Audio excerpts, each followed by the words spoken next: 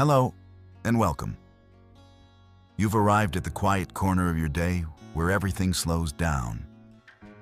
Right now, it's just you and peace.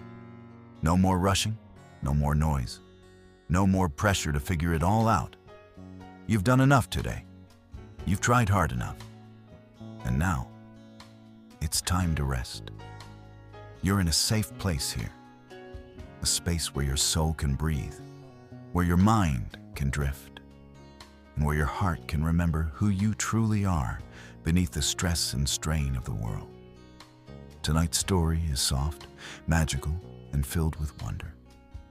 It's called The Princess and the Puma, and I made it just for you.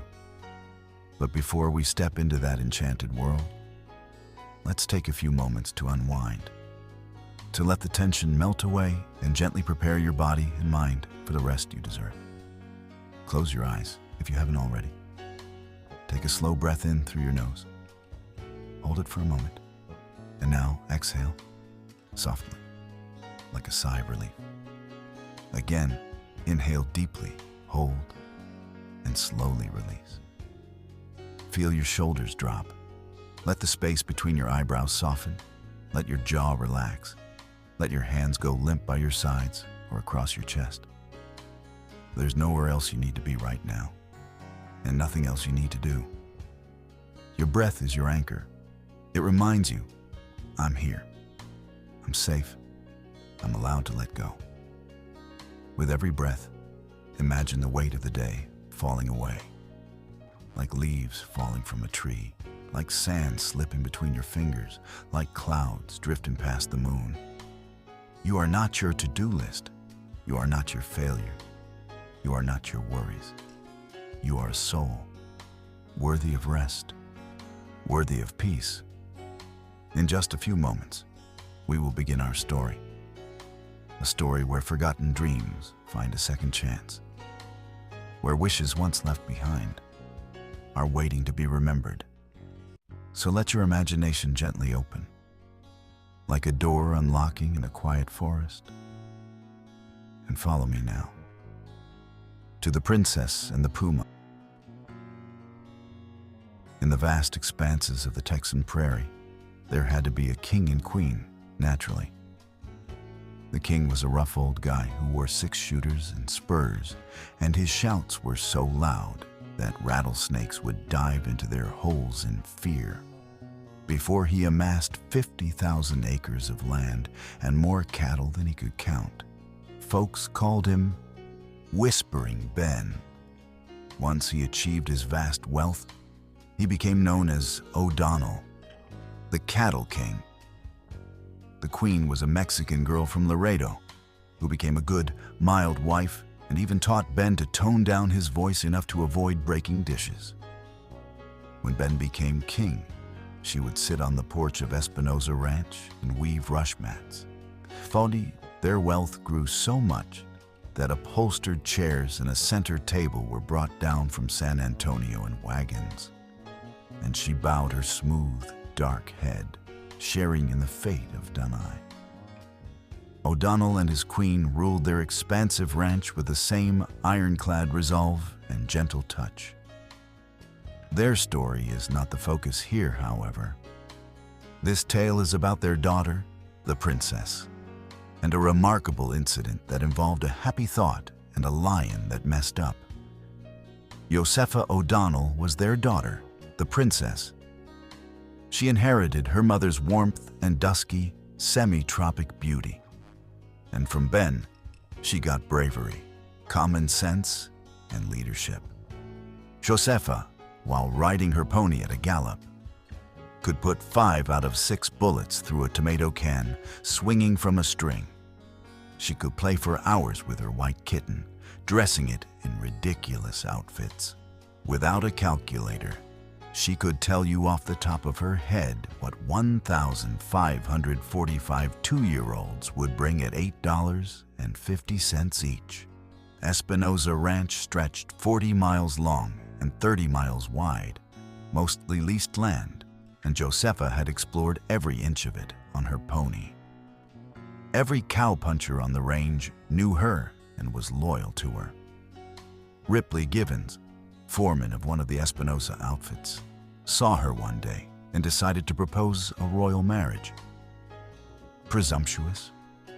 Not really. In those days in the Nueces country, a man was a man. And after all, the title of Cattle King didn't imply real royalty. Often, it just meant its owner was a master cattle rustler.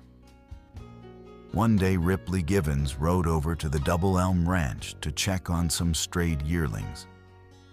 He set out late on his return trip, and it was sundown when he reached the White Horse Crossing of the Nueces. From there to his camp was 16 miles. To the Espinosa Ranch, it was 12. Givens was tired, so he decided to spend the night at the crossing. There was a fine water hole in the riverbed. The banks were covered with large trees and brush.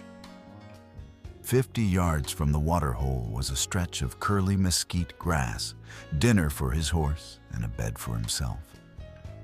Givens staked his horse and spread out his saddle blankets to dry. He sat down against a tree and rolled a cigarette. From somewhere in the dense timber along the river came a sudden, angry, shivering wail. The pony danced at the end of its rope and snorted in fear. Givens puffed at his cigarette, but he reached for his pistol belt and spun the cylinder of his gun. A large garfish splashed into the water hole. A little brown rabbit hopped around a bunch of catclaw and sat twitching its whiskers, humorously looking at Givens. The pony went back to eating grass. It's good to be reasonably watchful when a Mexican lion sings soprano along the arroyos at sundown. The song might mean that young calves and fat lambs are scarce and that it has a taste for you. In the grass lay an empty fruit can, left by some previous visitor. Givens saw it with a grunt of satisfaction. In his coat pocket tied behind his saddle was some ground coffee, black coffee and cigarettes. What more could a rancher want? In 2 minutes, he had a little fire going. He started for the water hole with his can. When he was 15 yards from the edge, he saw between the bushes a side-saddled pony with its reins down, grazing a little to his left. Just rising from her hands and knees on the brink of the waterhole was Josefa O'Donnell.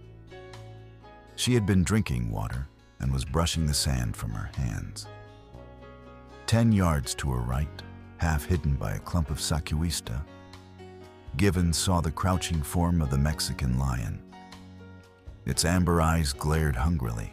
6 feet from them was the tip of its tail stretched straight like a pointer's. Its hindquarters rocked with the motion of the cat tribe before a leap. Givens did what he could. His 6-shooter was 35 yards away on the grass. He gave a loud yell and dashed between the lion and the princess.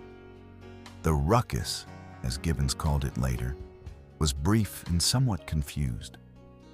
When he reached the attack line, he saw a dim streak in the air and heard a couple of faint cracks. Then 100 pounds of Mexican lion landed on his head and flattened him to the ground. He remembered calling out, "Let up now, no fair gouging." Then he crawled out from under the lion like a worm, with his mouth full of grass and dirt, and a big lump on the back of his head where it hit the root of a water elm. The lion lay motionless. Givens, feeling wronged and suspicious of fouls, shook his fist at the lion and shouted, "I'll wrestle you again for 20. And then he came to his senses. Josefa was standing where she had been, calmly reloading her silver-mounted .38. It had not been a difficult shot. The lion's head was an easier target than a tomato can swinging from a string. There was a teasing, maddening smile on her lips and in her dark eyes. The would-be rescuer felt the fire of his failure burn deep. Here had been his chance, the chance he had dreamed of. And Momus, not Cupid, had overseen it. The satyrs in the woods were probably holding their sides in silent, hilarious laughter. It had been like a vaudeville act. Senor Givens and his funny knockabout routine with a stuffed lion. "Is that you, Mr. Givens?" said Josefa in her sweet, deliberate voice. "You nearly spoiled my shot when you yelled. Did you hurt your head when you fell?" "Oh no," said Givens quietly. "That didn't hurt." He stooped and dragged his best Stetson hat from under the beast. It was crushed and wrinkled to a fine comedic effect. Then he knelt down and softly stroked the fierce, open-jawed head of the dead lion. "Poor old Bill," he exclaimed mournfully. "What's that?" asked Josefa sharply. "Of course you didn't know, Miss Josefa," said Givens with the air of one letting magnanimity triumph over grief. "Nobody can blame you. I tried to save him, but I couldn't let you know in time." "Save who?" "Why, Bill. I've been looking for him all day. You see, he's been our camp pet for 2 years. Poor old fellow, he wouldn't have hurt a rabbit. The boys will be heartbroken when they hear about it. But you couldn't know that Bill was just trying to play with you." Josefa's black eyes burned steadily upon him. Ripley Givens met her gaze successfully. He stood, pensively rumpling the yellow-brown curls on his head. Regret mixed with gentle reproach in his eyes. His smooth features showed undisputable sorrow. Josefa wavered. "What was your pet doing here?" she asked, making a last stand. "There's no camp near the White Horse Crossing." "The old rascal ran away from camp yesterday," answered Givens readily. "It's a wonder the coyotes didn't scare him to death. You see, Jim Webster, our horse wrangler, brought a terrier pup into camp last week. The pup made life miserable for Bill, chasing him around and chewing his hind legs. Every night, Bill would sneak under one of the boys' blankets to sleep and hide from the pup. I reckon he must have been desperate, or he wouldn't have run away. He was always afraid to leave camp." Josefa looked at the body of the fierce animal. Givens gently patted one of the paws that could have killed a yearling calf with one blow. Slowly, a red flush spread across the dark olive face of the girl. Was it the shame of a true sportsman who has brought down ignoble prey? Her eyes softened, and the mockery left them. "I'm very sorry," she said humbly. "But he looked so big and jumped so high that—" "Poor old Bill was hungry," interrupted Givens, defending the deceased. "We always made him jump for his supper in camp. He'd lie down and roll over for a piece of meat. When he saw you, he thought he was going to get something to eat." Suddenly, Josefa's eyes widened. "I might have shot you," she exclaimed. "You ran right in between. You risked your life to save your pet. That was brave, Mr. Givens. I admire a man who is kind to animals." Yes, there was even admiration in her gaze now. After all, a hero was rising out of the ruins of the anticlimax. Givens' expression would have earned him a high position in the SPCA. "I always loved animals," he said. "Horses, dogs, Mexican lions, cows, alligators." "I hate alligators," Josefa instantly disagreed. "Crawly, muddy things." "Did I say alligators?" said Givens. "I meant antelopes, of course." Josefa's conscience drove her to make further amends. She held out her hand penitently. Tears glistened in her eyes. "Please forgive me, Mr. Givens, won't you? I'm just a girl, and I was scared at first. I'm very, very sorry I shot Bill. I wouldn't have done it for anything." Givens took her hand. He held it for a moment, allowing the generosity of his nature to overcome his grief for Bill. It was clear he had forgiven her. "Please don't mention it again, Miss Josepha. It would have frightened anyone the way Bill looked. I'll explain it to the boys." "Are you really sure you don't hate me?" Josepha moved closer to him impulsively. Her eyes were sweet and pleading with genuine regret. "I would hate anyone who killed my kitten. And how brave and kind of you to risk getting shot to save him. Very few men would have done that." Victory wrested from defeat. Vaudeville turned into drama. Bravo, Ripley Givens. It was now twilight. Of course, Miss Josepha couldn't be allowed to ride to the ranch house alone. Givens resaddled his pony despite the animal's reproachful looks and rode with her. Side by side, they galloped across the smooth grass, the princess and the man who was kind to animals. The prairie smells of fertile earth and delicate blooms were thick and sweet around them. Coyotes yelped on the hill. No fear. And yet, Josepha rode closer. A little hand seemed to grope. Givens found it with his own. The ponies kept an even pace. The hands lingered together, and the owner of one explained, "I was never scared before, but just think how terrible it would be to meet a really wild lion. Poor Bill. I'm so glad you came with me." O'Donnell was sitting on the ranch porch. "Hello, Rip," he shouted. "That you?" "He rode in with me," said Josepha. "I got lost and was late." "Thanks," called the Cattle King. "Stay over, Rip, and ride to camp in the morning." But Givens declined. He needed to push on to camp. There was a bunch of steers to start off on the trail at daybreak. He said goodnight and trotted away. An hour later, when the lights were out, Josepha, in her nightgown, came to her door and called to her father in his room across the hallway. "Hey, Dad. You know that old Mexican lion they call the gotch-eared devil? The one that killed Gonzalez, Mr. Martin's sheep herder, and about 50 calves on the Salado Range? Well, I took him down this afternoon over at the White Horse Crossing.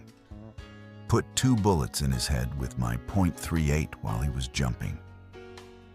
I recognized him by the slice missing from his left ear that old Gonzalez cut off with his machete. You couldn't have made a better shot yourself, Dad." "Bully for you," thundered Whispering Ben from the dark.